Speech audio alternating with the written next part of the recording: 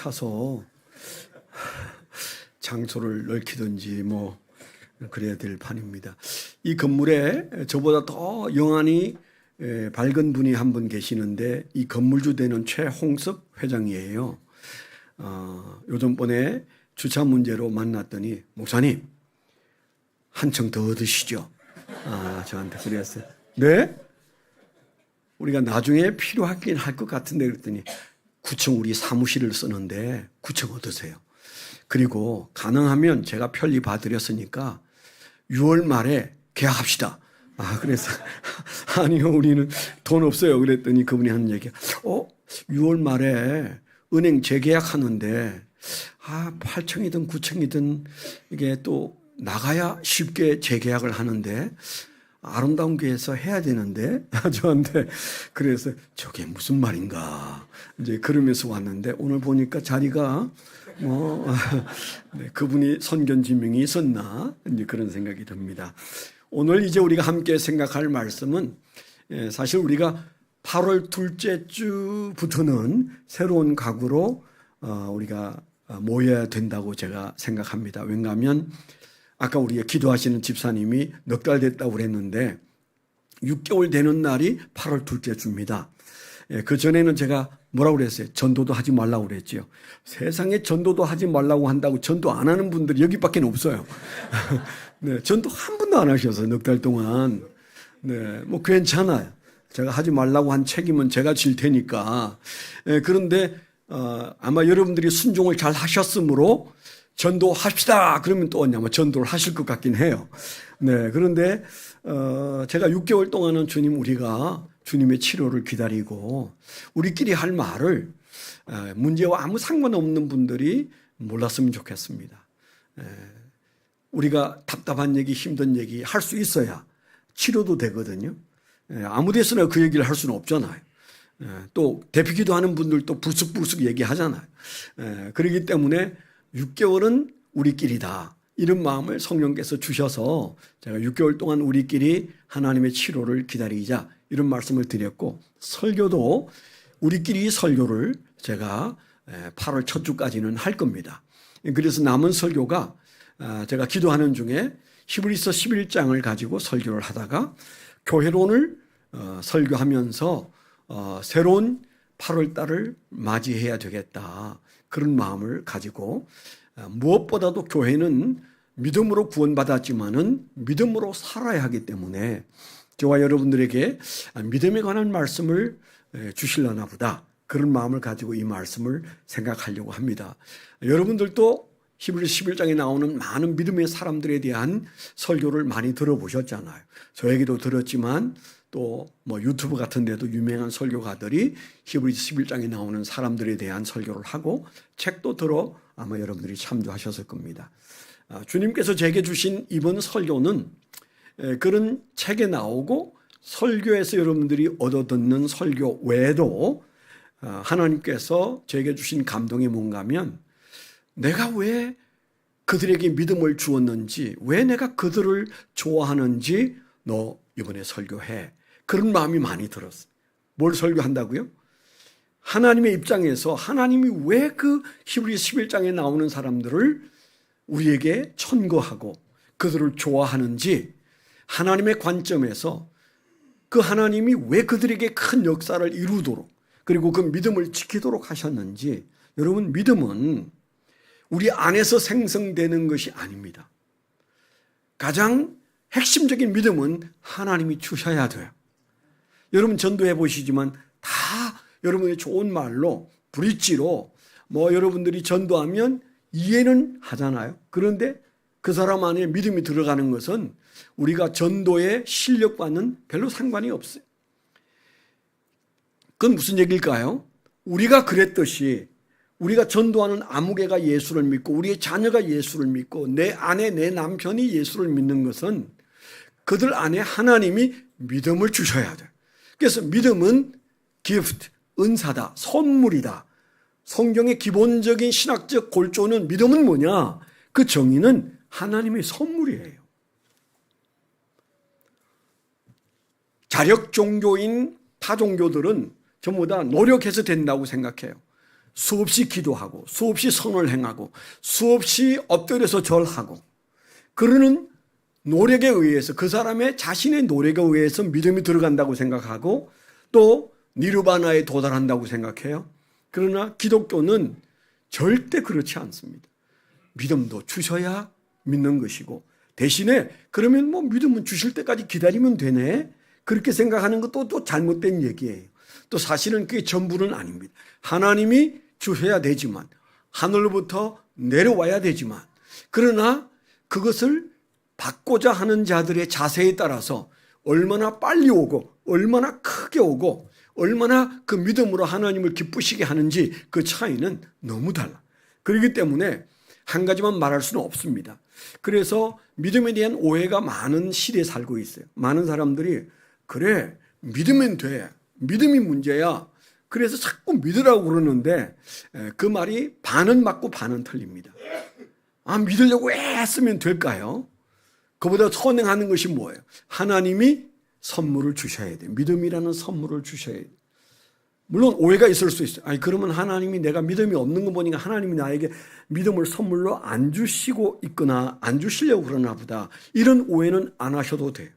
아들까지 죽이면서 우리가 구원받기를 원하시는 것이 하나님의 마음인데 하나님이 우리에게 너는 되고 너는 안 돼. 그러면서 우리에게 주시려고 하는 그 선물을 아까워하시지는 않는 거죠.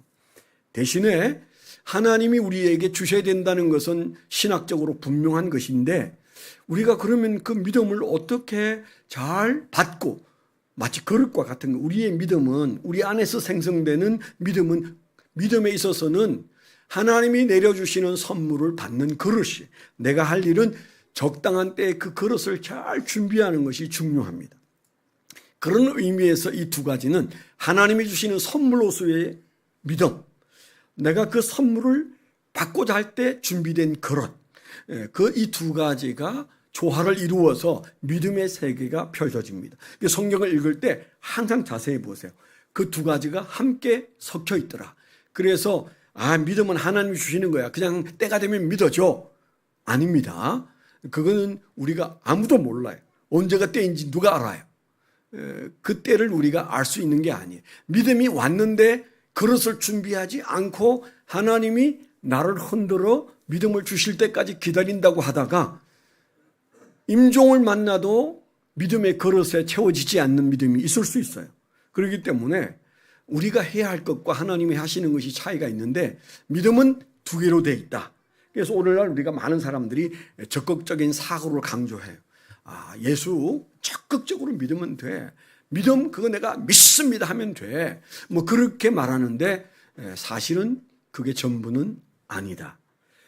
누가 믿습니다를 해야 되고 믿습니다부터 할 일이 아닌 것이 무엇인지 잘 알아야 돼. 그래서 조나단 에드워드 같은 분은 1600년대 사람이죠. 17세기 사람인데 그 유명한 미국의 대각성 운동을 일으켰던 조나단 에드워드 같은 사람은 회심 준비론을 외쳤어요. 요즘에 또 우리 한국교회도 그걸 또 주장하는 분들이 좀 계셔요. 회심은 하나님이 나를 회개케 하셔야 되는데 우리가 할 일은 준비하는 것밖에 없다. 그래서 자꾸 사람을 갈라요. 저 사람 회심 준비가 돼 있나? 회심됐나? 그래서 자꾸 사람을 보고 그런 질문을 던지면 그런 질문을 받는 사람도 힘들고 그런 질문을 하는 사람도 계속 저 사람이 회심이 준비되어 있는가 안 된가 뭐 이렇게 그 성경에도 없는 얘기할 필요가 없습니다. 일리는 있지만 그렇게 믿으면 안 돼요. 요즘에 또 우리 한국 교회에서는 구원을 이룰 수 있다. 변승우 같은 사람은 뭐 그걸 많이 강조하죠.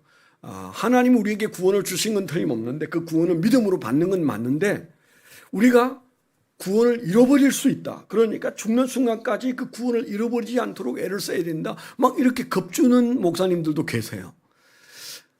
그건 또한 위험한 발상이다.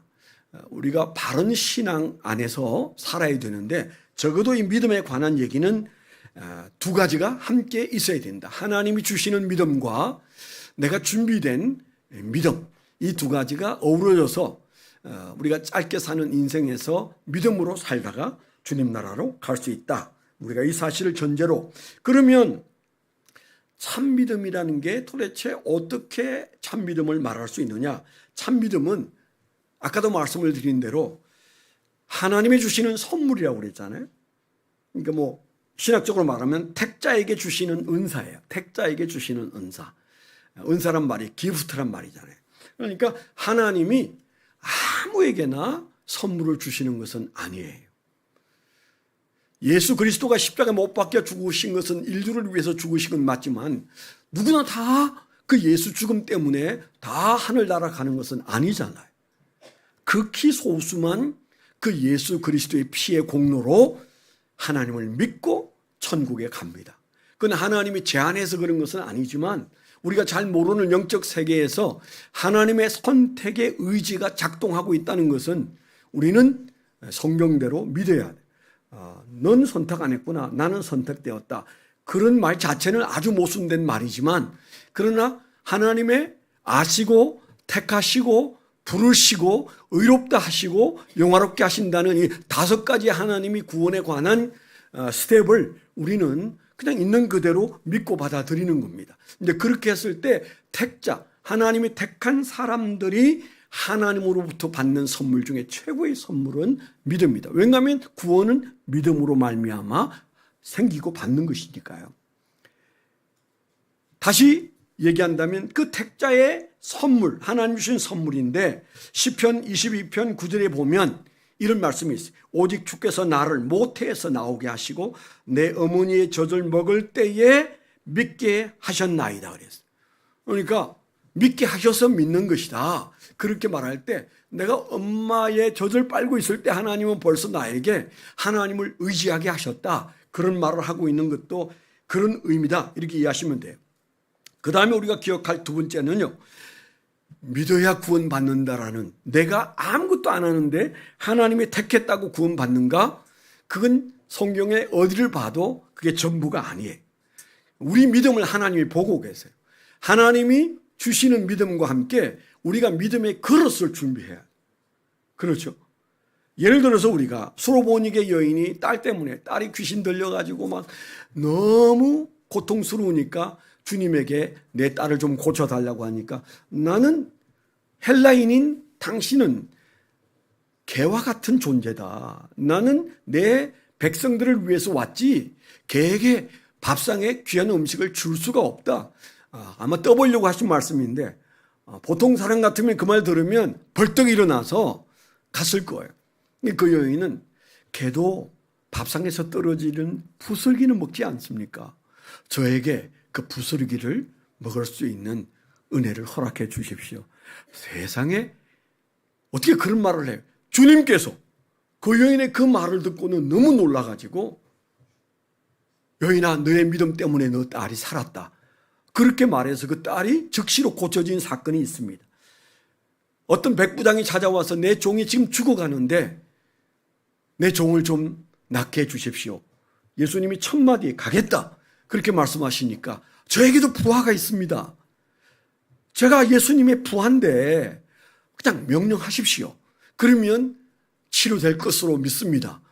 그 로마 사람이 생면부지의 예수에게 어떻게 그런 말을 할 수 있느냐고요. 그 말을 듣고 예수님이 그 믿음을 보고 놀랐어요. 당신의 믿음이 대단하구나. 당신의 종이 나았다. 그래서 계산을 해보니까 예수님이 그 말씀하시는 순간에 나았어요. 어떻게 나았을까요? 그분의 믿음 때문에 예수님이 역사하셨어요. 그뿐입니까? 소경 바디메오가 막 예수님에게 소리를 지르니까 뭐라고 그랬어요? 뭘 해주기를 원하느냐? 낫기를 원하나이다. 그랬을 때 믿음대로 될지어다 했는데 소경 바디메오가 눈이 떠버렸어요. 그 누구 믿음입니까? 바디메오의 믿음이에요. 그래서 우리가 원칙적으로 이 두 가지가 잘 조화되어 있는 믿음 세계에서 내가 해야 할 일이 무엇인지를 다 돌아봐야 됩니다. 그래서 히브리서 11장에는 하나님이 왜 그들을 좋아하셨는지, 그들에게서 어떤 믿음을 보셨는지, 하나님은 또 그런 믿음을 보이는 사람에게 또 어떤 더 큰 믿음을 주셔서 그가 역사를 새로 쓰게 했는지 우리가 하나님의 관점에서 볼 필요가 있다. 이런 말씀을 드리고 싶습니다. 11장 1절에는 뭐라고 그랬어요? 믿음이라는 게 뭐냐? 바라는 것들의 실상이다 그랬어요. 히포스타시스, 실상이다. 여러분 그런 얘기 들어봤잖아요. 어떤 텍사스의 어떤 그 유전을 뽑아 올리는 사람이 자기 재산을 들여서 수십 년간 그 기름을 뽑아 올리려고 애를 쓰다가 이제 다 망했어요. 더는 못하겠다. 그래서 그 사람이 싼 값에 그 유전을 팔고 떠났습니다. 그 다음날 새로 산 사람이 그 시추봉을 탁 박았는데 1m 더 박으니까 바로 거기서 석유가 나왔다잖아요. 그래서 그 사람은 파자마자 부자 되고 앞에 사람은 평생을 돈을 다 들였는데 마지막 1m를 남겨두고 그만 그분은 모든 것들을 정리하고 떠났어요. 히포스타시스란 말은, 실상이란 말은 우리 눈에는 안 보여요. 그런데 믿음에 우리가 눈으로 하나님께서 하실 것을 믿는 자들에게 눈에는 보이지 않지만 그 아래에 하나님이 준비하고 계시다. 하나님의 역사는 다 보이지 않습니다. 보이면 누가 안 믿게요? 왜 이 도성에 이렇게 많은 사람 중에 이 소수만 모여서 예수를 믿는다고 찬양하고 하나님 앞에 엎드려 있습니까? 모든 사람이 믿게 하려면 다 드러내면 돼. 히포스타시스. 그 밑에 들어가 있으면 안 돼요. 그런데 믿음의 세계란 그런 것이다. 바라지만 믿지 않는 자들은 아무것도 얻을 수가 없어요. 믿고 바라는 자들에게 그 밑에서 준비되어져 있는 하나님의 준비가 실제로 드러난다. 그 얘기죠. 보이지 않아요. 믿음의 세계는 보이지 않습니다. 그런데 뭐 한다고 그랬어요? 증거가 곧 드러난다. 믿음의 세계는 볼 수 없다. 그러나 볼 수 없다는 것이 아니다. 그런 얘기잖아요. 앞서간 많은 선지자들이, 믿음의 사람들이 끊임없이 증거하고 있는데 너희들이 의심할 이유가 없다. 이런 얘기를 하고 그 다음에 3절에 믿음으로 모든 세계가 하나님의 말씀으로 지어진 줄을 우리가 아나니 그랬어요. 믿음은 뭐예요? 믿습니다가 아니에요. 그렇게 아는 거예요. 여러분 이 건물 5층에 여러분들이 엘리베이터를 타고 와서 평안하게 앉아 있습니다. 그러나 어떤 공황 정세가 있거나 건강에 이상이 있는 사람은 이 공간이 두려워서 앉아 있을 수가 없는 사람도 있을 수 있어요. 편안했는데 제가 말하니까 갑자기 두근거리는 분 계십니까? 얘기하시면 저희가 이제 같이 기도해서 치료할게요. 실제로 우리가 그런 어려움을 많은 분들이 겪습니다. 그게 병이 돼서 생기는 거거든요. 병이 되기 전에 우리가 치료를 해야 되는데 그런데 우리가 여기 와서 편안하게 이 예배를 하나님 앞에 드리는 이유는 이 건물이 내가 예배를 마치고 돌아갈 때까지 아무 일 없을 것이라는 그런 지식이 우리 안에 알므로 작동하기 때문에 믿습니다는 못 올라와요. 우리가 흔히 말하는 믿습니다. 믿고 싶어요. 안 믿어지는데 믿겠습니다. 그러면 못 올라와요. 근데 여러분들 어떻게 했어요? 알기 때문에 여기 와서 앉아 있는 거예요. 그러니까 지금 현재 히브리 11장에서 역사가 일어나는 사람들의 케이스는 그 믿습니다. 어느 날 아는 수준으로 끌어올려졌어요. 세상 사람들은 모르는데 못 보는데 그게 아는 수준에 와 있어요. 그러니까 편안하게 이제 아는 대로 사는 거죠. 우리가 믿었다가 경험에 의해서 아는 것들이 너무 많아요. 만일에 믿는데 사실 알 수는 없어. 그렇다면 우리는 방 안에서 나오지 못해. 여러분이 그나마 건강한 이유는 내가 그렇게 될 줄 믿었는데 이제는 그게 뭐예요? 믿음이 더 커지니까 아는 거예요. 동쪽에서 해가 뜰 것을 여러분들이 걱정하면서 아침을 기다리는 날이 있나요? 없으시죠? 왜요? 그것은 내가 믿고 싶어. 그렇게 돼야 돼. 그랬던 그것이 지나서 뭐예요? 아, 내일 아침에 내가 신경 안 써도 태양은 동쪽에 떠. 그 시간에 내가 시간 재지 않아도 뜨고 내가 걱정 안 해도 뜨고 그것은 나와 상관없이도 항상 그 자리에서 나타날 거야. 우리가 이런 믿음이 있으니까 일상이 가능하잖아요. 그러니까 우리가 하나님을 믿는 세계가 그렇습니다. 여러분 솔직히 안 믿는 사람과 대화해 보세요. 달라도 너무 달라. 믿는 세계가 너무 달라요. 그런데 예수를 믿는다고 하면서도 믿고 싶어요. 안 믿어져요. 그런데 믿고 싶어요. 이런 사람의 신앙생활과 그 믿음이 더 차올라서 그게 아는 수준에 와 있는 사람의 삶과 그 차이가 큽니다. 그래서 오늘 우리에게 주시는 이 말씀은 너가 가지고 있는 믿음이 믿고 싶은 거야? 아니면 아는 수준에까지 왔어? 그렇게 주님께서 물으시는 거죠. 우리가 아는 수준까지 다 와 있으면 히브리서 11장을 설교하라고 하시지 않으셨을 것 같은데요. 그래서 우리가 이 말씀을 보는 겁니다. 믿음으로 모든 세계가 하나님의 말씀으로 지어진 줄 우리가 아나니 보이는 것은 나타나는 것으로 말미암아 된 것이 아니니라. 그렇게 말씀하시고 첫 번째 사람이 등장하는데 첫 번째 사람의 이름이 아벨입니다. 헤벨이라는 히브리어인데 숨쉬다 할 때 숨, 그 이름이, 그 다음에 또 다른 뜻은 허무하다 할 때 허무, 그 다음에 무쌍하다 할 때 무쌍, 뭐 그런 뜻이, 좋은 뜻은 아닌데, 여러분 적어도 히브리서 11장에 나오는 사람들의 이름의 반 이상은 하나님이 지으셨어요. 뭐 우리가 다 이름 짓습니다.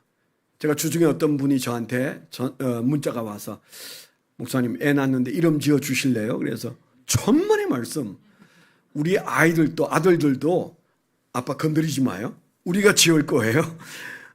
그래서 다 자기들이 지었는데 내가 이름도 지어준 적이 많이 있지만 내가 짓는 것보다 부부가 지으세요. 제가 그랬거든요. 이 시대는 자기들이 짓습니다. 자식들의 이름을. 그런데 그 당시에는 누가 지었을까요? 아담 누가 지었을까요? 하나님이. 하와 누가 지었을까요? 하나님이 지었어요. 가인 누가 지었을까요? 하나님이 지으셨어요. 아벨, 셋 다 하나님이 지으셨어요. 그래서요, 구약 학자들도 어디까지 하나님이 지었었을까? 그런 궁금증을 가지고 성경을 연구해요. 다음에 제가 이제 그런 이름에 관한 얘기를 할 텐데, 모든 성경에 나오는 이름은 다 하나님이 지었다. 아니옵시다. 그건 아닙니다.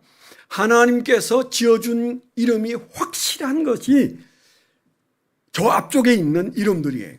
아벨, 헤벨이라는 히브리어 이 이름은 하나님이 지으셨어. 숨쉬고 있다. 혹은 무상하다. 혹은 그 모든 것들에서 정말 허무하지 않을까? 이런 이름을 하나님이 또 그에게 주셨어요. 왜 그런 이름을 주셨는지 우리는 잘 모르지만 하나님께서 그런 이름을 주셨습니다. 그런데 하나님께서 그런 이름을 주신 다음에 이제 우리에게 그의 믿음에 대한 얘기를 하고 계시는 것이 11장 4절 말씀인데 한 절 나옵니다. 그런데 저 앞에 창세기 4장에 아벨의 얘기가 길게 나와요. 4장 1절부터 쭉 보면 이제 가인을 낳고 아벨을 낳고 가인과 아벨이 성장해서 이제 한 사람은 농사를 짓고 한 사람은 목축업을 하는데 아벨이 예배를 드리니까 가인도 예배를 드리더라. 두 사람이 예배를 드리는데 하늘의 하나님이 아벨에 드리는 그 짐승을 잡은 그 제대에는 불을 내려가지고 불이 탔어요. 그런데 가인이 곡식을 드렸는데 하나님이 아무런 반응을 안 하셨어요. 너무 화가 났어요. 시기 질투가 일어나서 하나님이 내 예배를 안 받으셨구나. 그러면 아벨을 죽여버리면 하나님이 할 수 없이 내 예배를 받겠지? 여러분, 우리가 믿음이 그렇게 가면 큰일 나는 거예요. 믿음 좋은 사람이 내 눈앞에서 없었으면 좋겠다. 그거는 가인의 길입니다.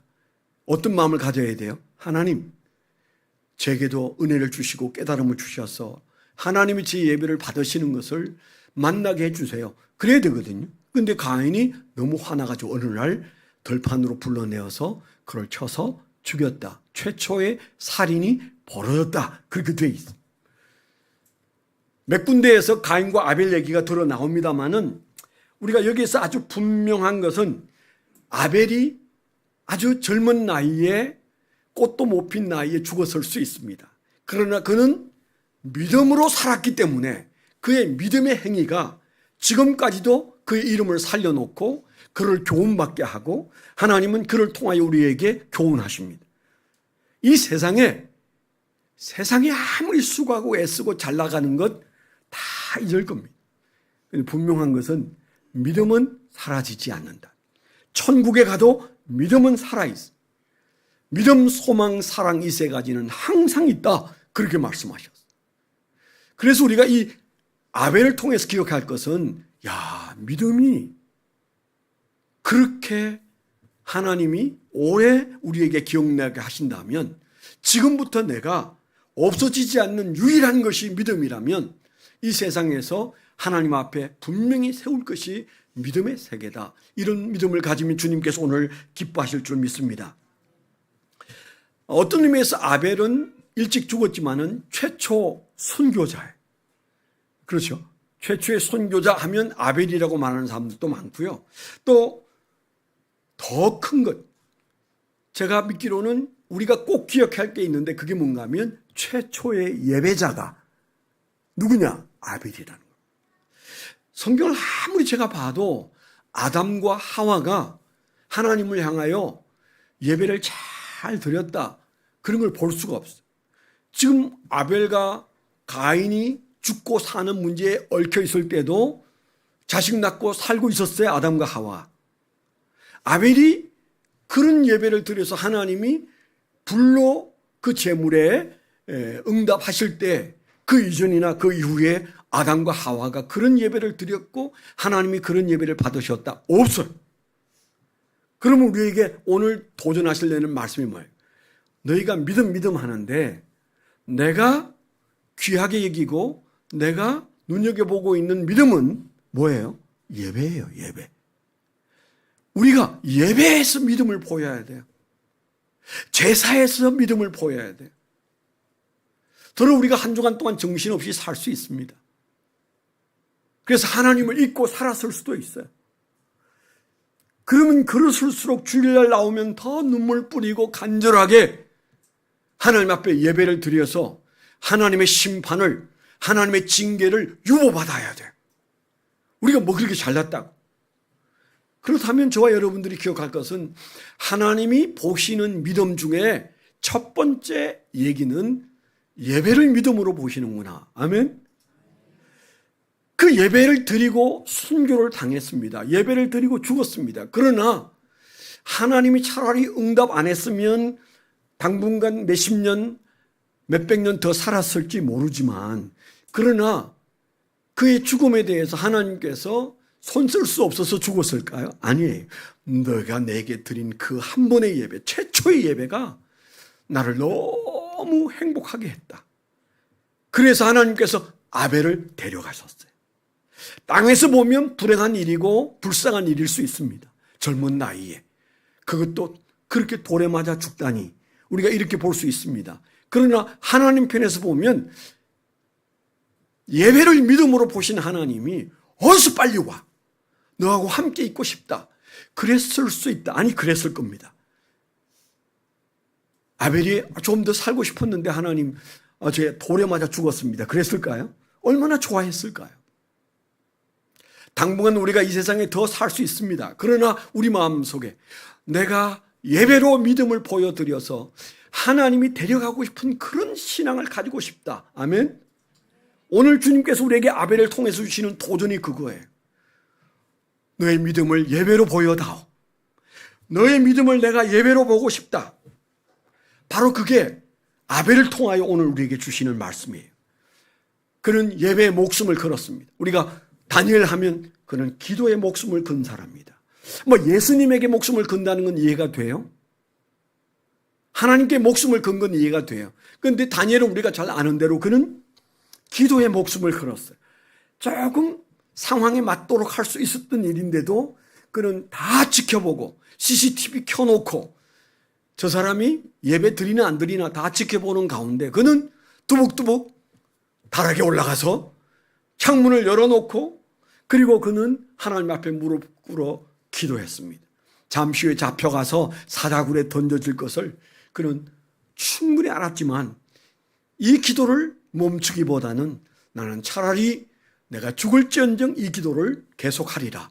하나님께서 그를 그렇게 지켜보시고 얼마나 큰 은혜를 주셨어요. 저와 여러분들이 기억할 것은 어떤 사람은 기도하다 하나님이 큰 은혜를 받고 어떤 사람은 예배를 드리다 큰 은혜를 받는데 그게 죽음을 각오하니까 하나님께서 그 믿음에 적극 반응하시는구나. 우리가 이런 사실을 기억해야 돼요.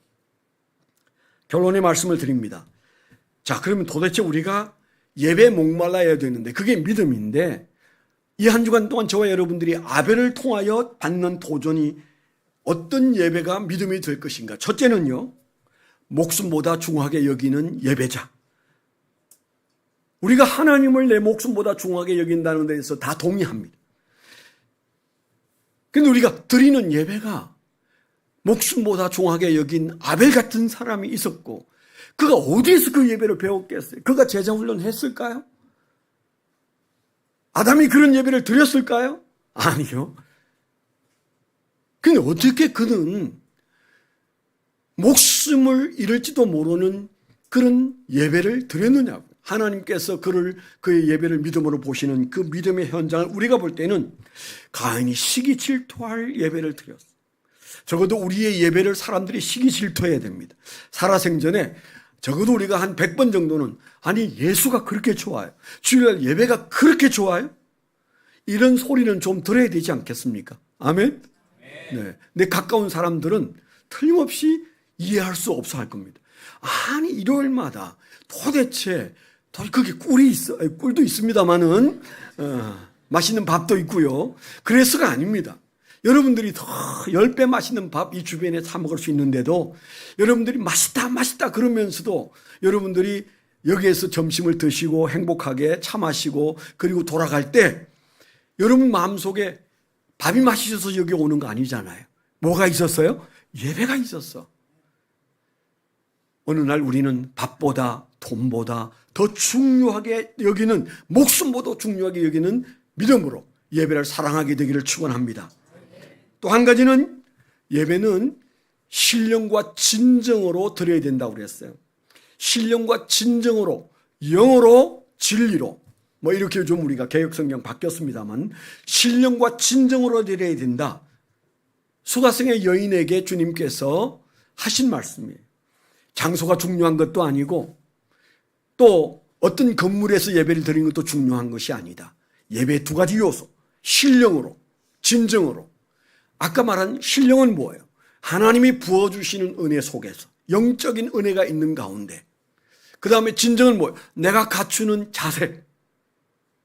그래서 청교도들은 토요일 날 12시까지만 일하는 버릇을 가졌었다. 지금은 뭐 4일 일하겠다는 회사도 뭐 생겼다고 하던데 뭐 삼성이 그렇게 한다나. 네. 근데 사실은 토요일 날 12시 일하고 오후에 일을 파한 출발점은 청교도였습니다. 그들이 주일을 위해서 마차도 수리하고 이발도 하고 그리고 세탁도 하고 그래서 주일날 준비를 토요일날 오후 시간에 충분히 하고 주일날 가족이 함께 마차 타고 이제 저 숲속에 들어가서 예배를 드리려고 그들이 토요일날은 오전만 일한다 이렇게 했던 것. 여러분 기억하십시오. 토요일날 조금 아끼셔서 여러분 그냥 일 없이 교회 오셔서 그저 교회 교제하고 청소 좀 하시고 그리고 이제 8월 달에는 또 전도도 좀 나가시고 그래서 여러분들이 진정성 있는 예배를 준비해야 돼. 예배는 진정성이 있어야 된다. 예배는 정말 진실되이 드려야 된다. 가인의 예배와 확실히 다른 차이, 참된 제사를 드렸다. 세 번째 우리가 기억할 것은 희생이 있어야 돼. 희생. 예배는 희생이다. 지금 우리 예배는 그냥 앉아서 그냥 적당히 이렇게 드리지만 우리가 아는 성경의 모든 예배는 다 짐승을 잡거나 이런저런 아주 많은 희생이 거기에 있었습니다. 제물을 드리는 희생이 있었어요. 우리는 이제 겨우 하는 것이 헌금 드리는 정도 그렇습니다. 헌금도 그냥 생각 없이 드리면 안 드리는 게 나아요. 나는 헌금 정신을 가지고 있나 꼭 자기를 돌아보세요. 하나님이 가난해서 여러분에게 돈 내라는 건 아닙니다. 헌금은 11조든 주일헌금이든 감사헌금이든 거기에 반드시 여러분들은 그럴 만한 이유가 있어야 돼요. 저도 먼저 헌금을 감사헌금을 매주 드리는데 여기에 꼭 아무도 안 읽어요. 그렇지만 꼭 저는 여기에 한 줄을 씁니다. 주님의 크신 은혜로 한 주간을 은혜 중에 살았습니다. 감사. 그렇게 썼어요. 저는 부사역자로 있을 때부터 지금까지 거의 특별한 일이 없으면 매주일 감사 예물을 드려요. 그리고 거기에 한 줄 감사를 씁니다. 누구 봐달라고 쓰는 거 아니에요. 그 돈이 얼마든 1,000원이든 10,000원이든 얼마이건 간에 여러분들이 매주 감사 예물을 드리는 것도 드림의 예배, 희생의 예배, 우리가 할 수 있는 희생이 물질이라면 여러분 양 안 잡아도 된다면 그 얼마나 감사한 일이에요. 그래서 우리가 적어도 예배는 목숨보다 중요하게 여기는 정신이 있어야 되고, 그리고 진정으로, 신령과 진정으로 드려야 되고, 세 번째는 거기에 드림이 있어야 된다. 포기가 있어야 된다. 희생이 있어야 된다. 여러분 이 사실을 기억하게 되기를 축원합니다. 기도하겠습니다. 아벨이 예배로 하나님을 경험하고 하나님 앞에 그 예배를 통하여 의인이라는 하나님의 놀라운 선언을 듣게 되고, 그의 모든 삶에서 예배가 우선이었을 때 하나님께서 그에게 이름을 더하여 주셨던 이 말씀, 그의 예배를 기뻐하셔서 가인이 그를 죽일 수도 있다는 사실 앞에서도 하나님은 아벨의 제사에 불을 내리셨던 것처럼 주여 우리가 드리는 모든 예배에 하나님의 불을 경험하게 하여 주옵소서. 예수 그리스도의 이름으로 감사하며 기도드렸습니다.